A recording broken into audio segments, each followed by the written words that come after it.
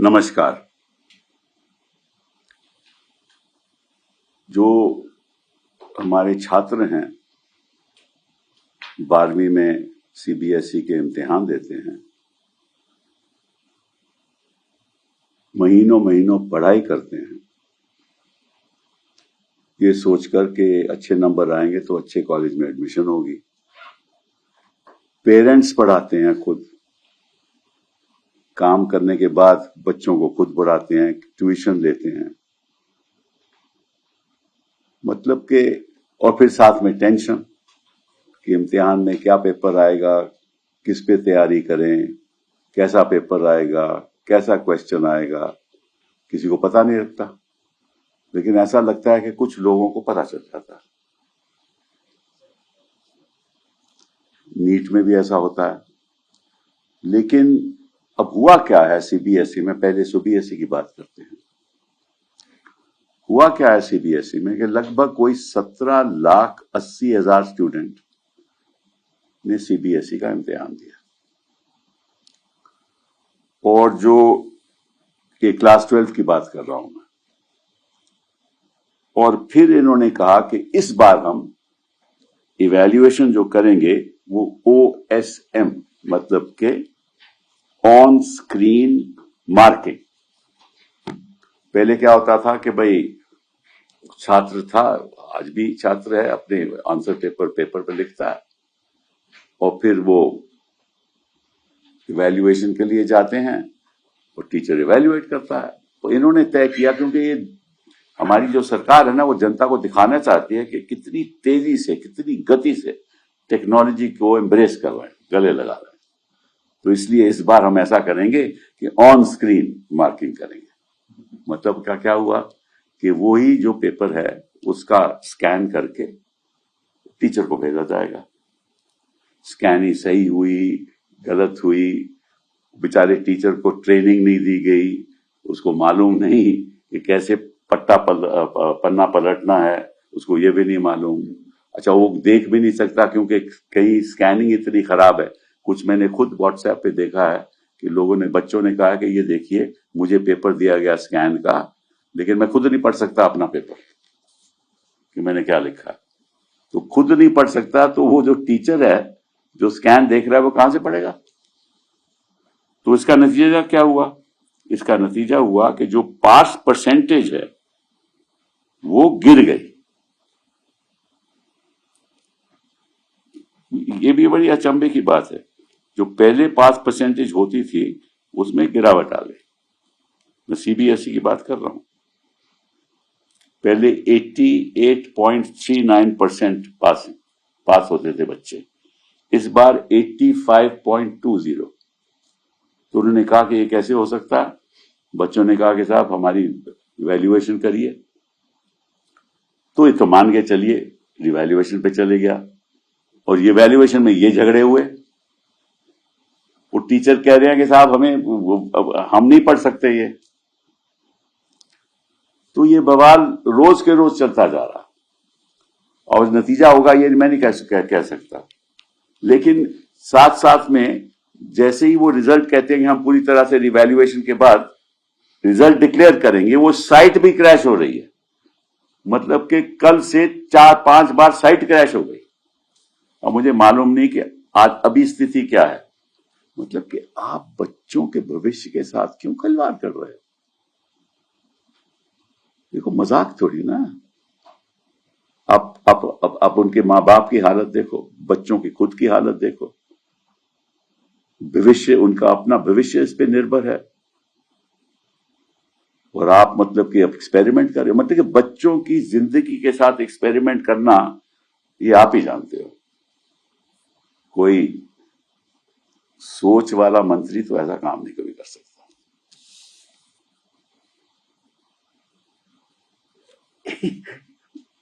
बच्चों को ये नहीं पता कि हमारी किस तरह से इवैल्यूएशन हो रही है। साथ में पहले इन्होंने कहा था, ये भी एक अचंभे की बात है, इन्होंने कहा था रिवैल्यूएशन के लिए 700 रुपया लगेगा पहले।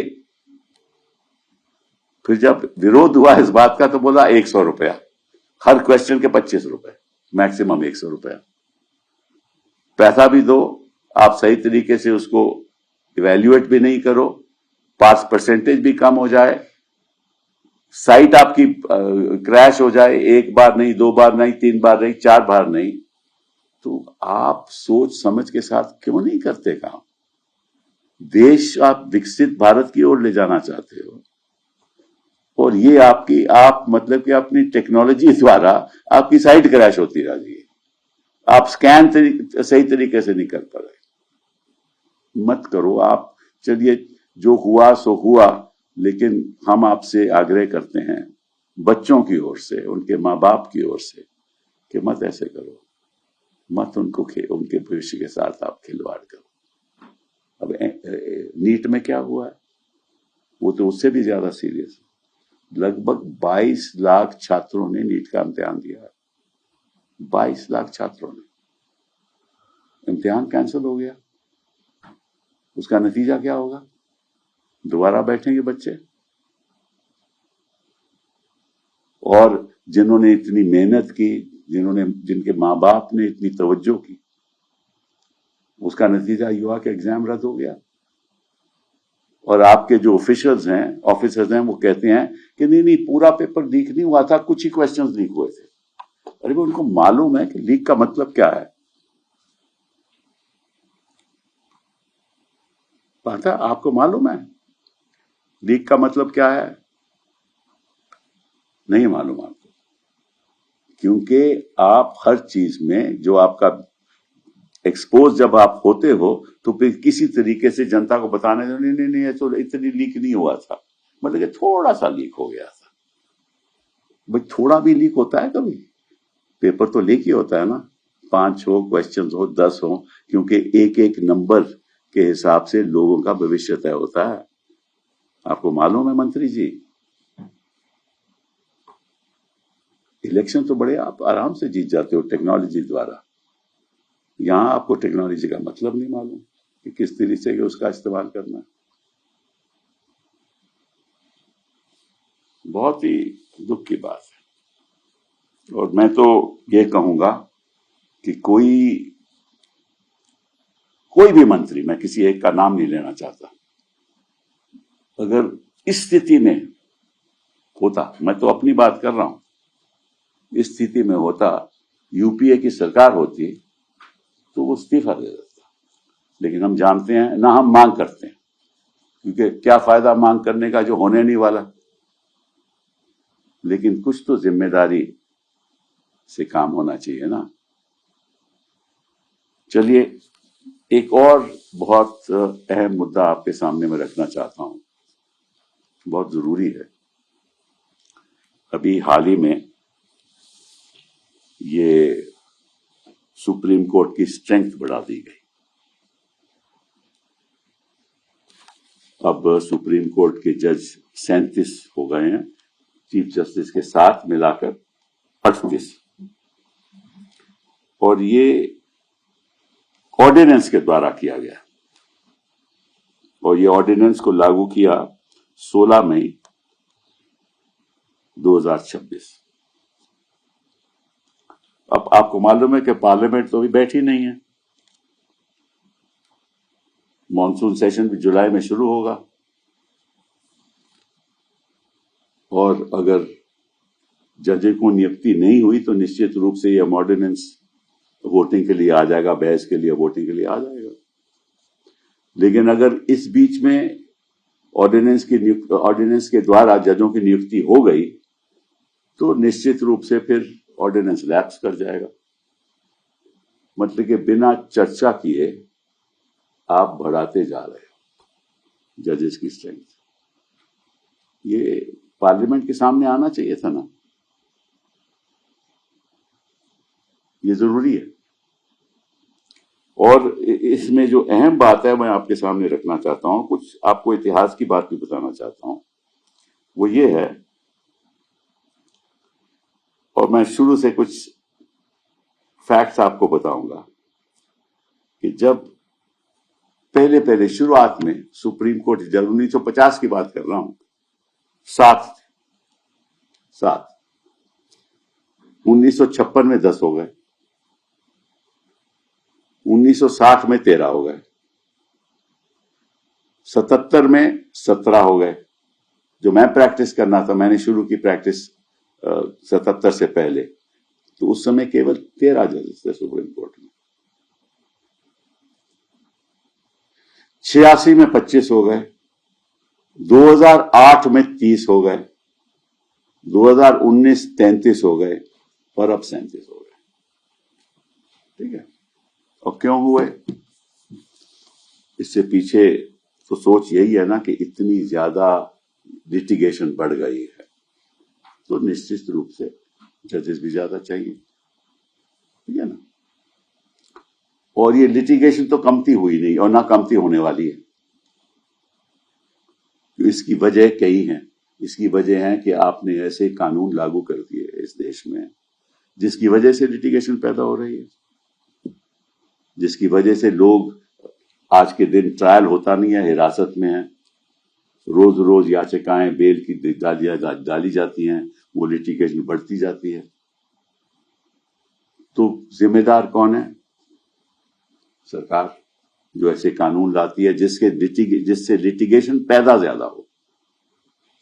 तो ये कमती तो नहीं होगी ना। दूसरा कारण ये है कि लोगों को ये भी एक सोच है कि शायद कोर्ट हमें राहत दे दे, तो कोई भी मामला हो तो कोर्ट, जो पीड़ित लोग हैं, झगड़े हैं, वो कोर्ट चले जाते हैं कि शायद हमें कोर्ट से कुछ राहत मिले। नहीं राहत मिलती तो फिर लिटिगेशन और बढ़ती रहती है। एक उसका ये भी वजह है।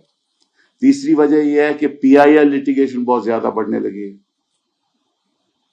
हर चीज पे पीआईएल हो जाती है। अच्छा, आज के दिन पब्लिक इंटरेस्ट लिटिगेशन नहीं है, ये प्राइवेट इंटरेस्ट लिटिगेशन हो गई। किसी का प्राइवेट इंटरेस्ट लिटिगेशन में है तो वो पब्लिक इंटरेस्ट के द्वारा किसी और को खड़ा करके याचिका डाल देता है। तो तीसरी वजह ये भी है। चौथी वजह यह है कि गवर्नमेंट की जो एक्टिविटीज हैं वो एक्सपैंड करती जा रही है, बढ़ती जा रही है। नए नए क्षेत्रों में नई नई टेक्नोलॉजीज आ रही हैं, नए नए किस्म के मुद्दे उठ रहे हैं। वो क्लाइमेट चेंज का मुद्दा ये तो अभी शुरू हुआ है ना। तो नए नए जो सब्जेक्ट मैटर हैं वो आते जा रहे हैं, जिससे भी लिटिगेशन पैदा हो रही है ना। एक कमती तो होगी नहीं ना। कहने का मतलब ये है कि ये लिटिगेशन बढ़ती जाएगी। तो आज 37 तो कल 40, परसों 50, फिर उसके बाद 60, फिर उसके बाद 100। तो आप सुप्रीम कोर्ट को क्या बनाना चाहते हो ये बता दीजिए पहले। इस पे चर्चा होनी चाहिए ना। ये सही है या गलत है इस पे मैं नहीं जा रहा, लेकिन जो मुद्दे मैंने आपके सामने रखे हैं उन पे चर्चा होनी चाहिए ना। कि अब सुझाव क्या है? या सुप्रीम कोर्ट की जुरिस्डिक्शन कमती करो ताकि याचिकाएं कम आए सुप्रीम कोर्ट सामने, ठीक है ना। या कोई और ऐसा माध्यम के द्वारा कुछ और सोचो कि कोई किसी और तरीके से लिटिगेशन सुप्रीम कोर्ट की कमती हाई हो और कहीं और उसका समाधान हो। डिस्प्यूट रेजोल्यूशन को आगे बढ़ाओ। तो कई सुझाव हो सकते हैं, लेकिन बिना चर्चा किए। और फिर साथ में एक और भी मुझे इस पे शंका है कि आपने क्यों ऐसा किया। ये देखें, इसमें कोई संविधान का संशोधन की जरूरत नहीं है। ये तो पार्लियामेंट लेजिस्लेशन के द्वारा, एक कानून के द्वारा, बिल के द्वारा ये पारित हो सकता है और बढ़ा सकते हैं। वो भी दिक्कत, इनके पास मेजॉरिटी है, बढ़ा भी सकते हैं। लेकिन इन मुद्दों पे चर्चा होनी चाहिए कि आप किस किस्म का सुप्रीम कोर्ट चाहते हैं। इस देश में किस किस्म का सुप्रीम कोर्ट चाहते हो। हालांकि सुप्रीम कोर्ट एक कॉन्स्टिट्यूशनल कोर्ट है, होना चाहिए, क्योंकि अगर 50 हो जाएंगे, अभी आप देख रहे हो तो एक बेंच कुछ कहता है, दूसरा बेंच कुछ और कहता है, तो सुप्रीम कोर्ट तो एक नहीं रहा ना। जितने बेंच हैं उतने ही सुप्रीम कोर्ट हैं, क्योंकि हर बेंच का जो फैसला होता है वो सुप्रीम कोर्ट का फैसला है। तो कितने सुप्रीम कोर्ट आप चाहते हो, और कानून की फिर व्यवस्था क्या होगी। ये बहुत एक गंभीर मुद्दा है, ये छोटा मोटा मुद्दा नहीं है। फिर क्या होता है कि फिर आरोप लगते हैं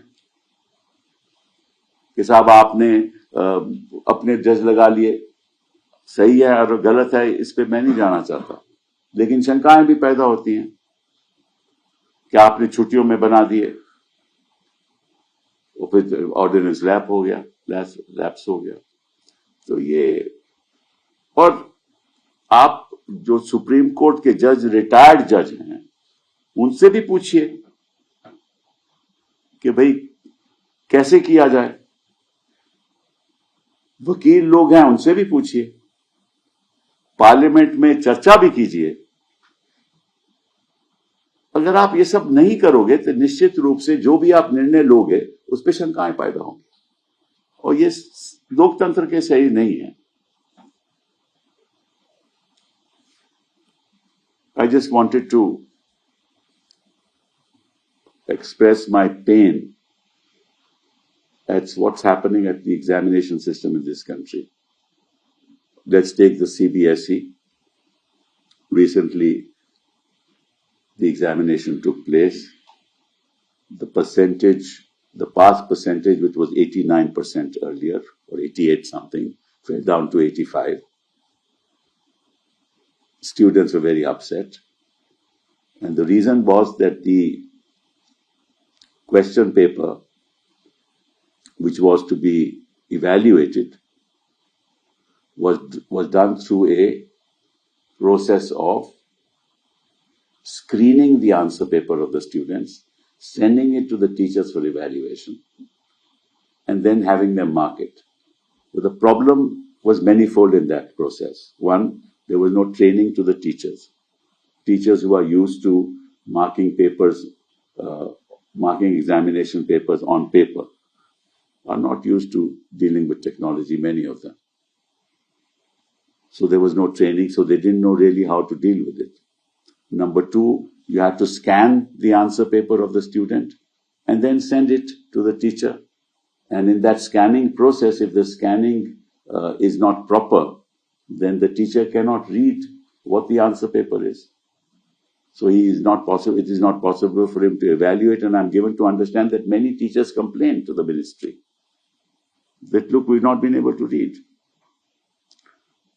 And then students who are asking for evaluation, because many of them think that they have done very well, and in fact the marks that are given to them is inconsistent with their own capabilities. So they've been asking, like, reevaluate, and many of them are asking for that. Reevaluation also is taking a lot of time because the scanning is not proper. So why does this government, and this is the nature of the way in which this government functions.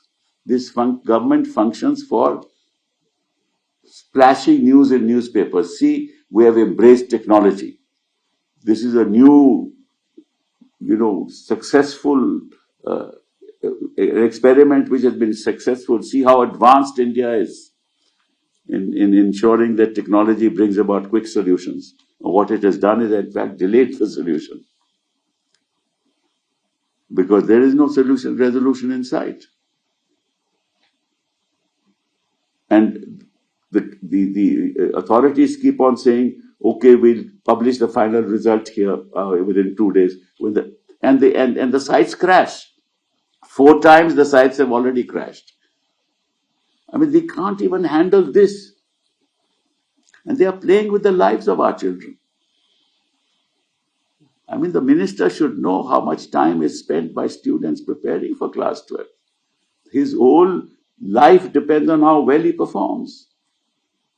And you put his prospects of his life in jeopardy, because you're not able to conduct the examination in the manner in which it should be conducted, because you are experimenting with the lives of our young students. That's what you're doing.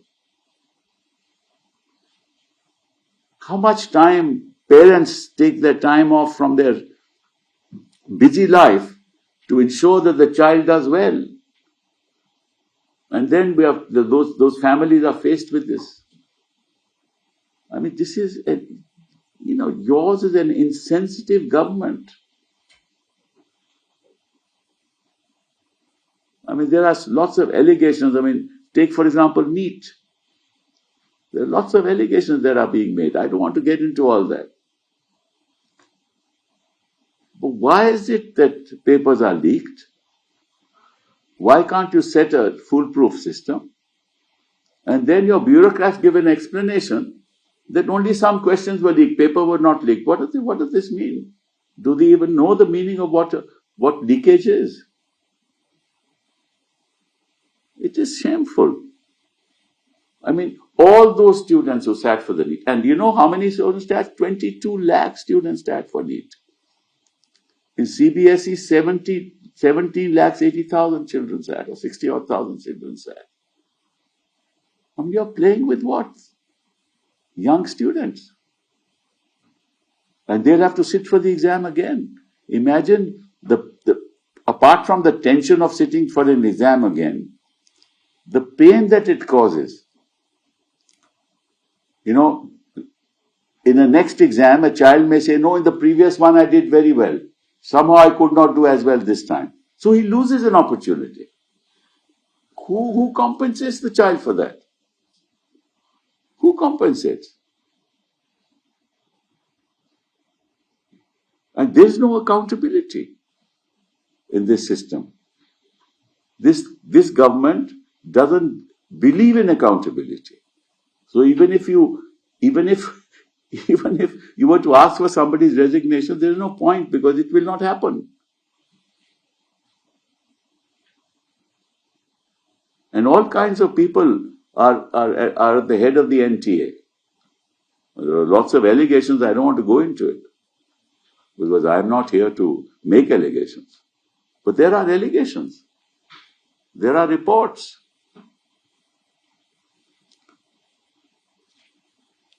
And the person also is the chairman, I believe, of the UPSC. Anyway, we don't want to go into that. But the question is, we want to choose. See, take, for example, NEET or CBSE. When papers are leaked, but CBSE, of course, it hasn't happened, but if papers are leaked in NEET, who leaks them? There's a possibility of a network there. There's a possibility. Somebody should investigate. Which is that network? Who are involved? All are involved in that network? Are teachers who were teaching in private institutions part of that network?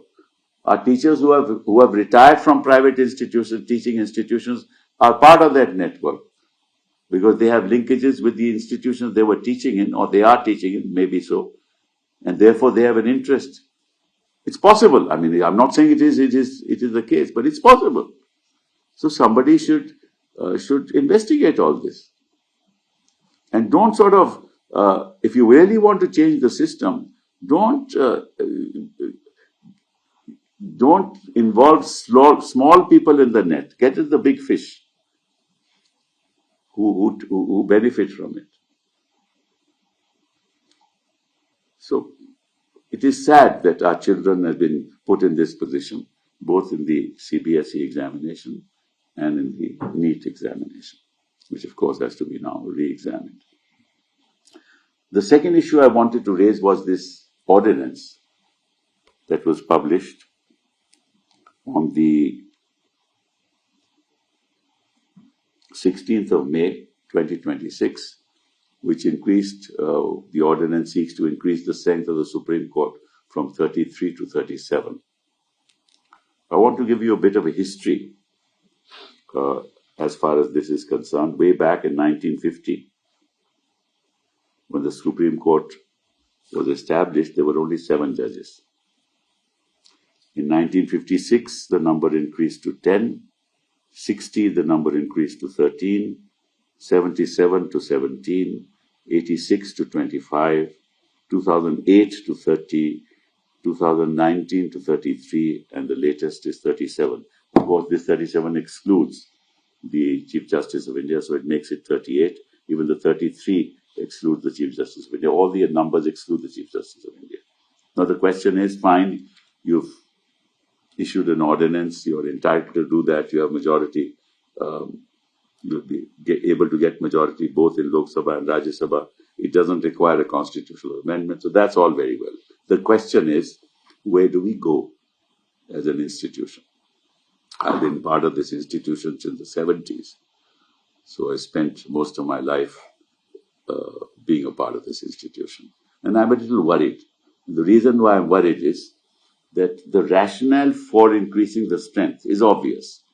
And the rationale is that litigation has increased exponentially, and therefore number of judges need to increase. But the question to be asked is, why has litigation increased?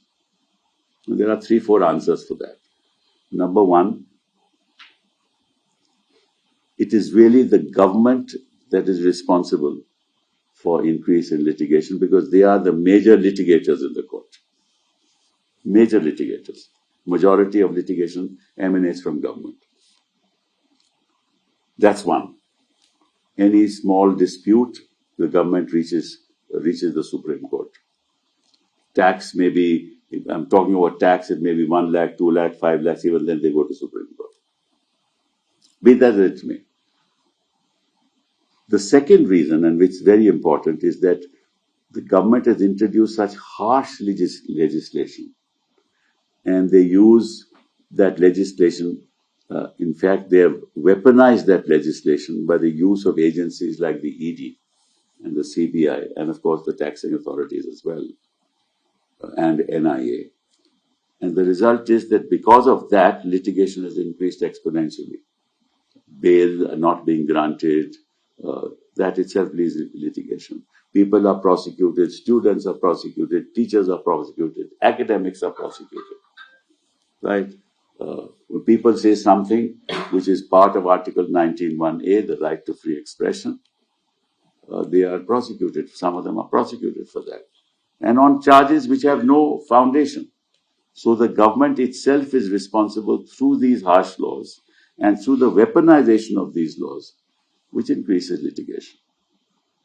That also the government is responsible. The third is the increase in PILs.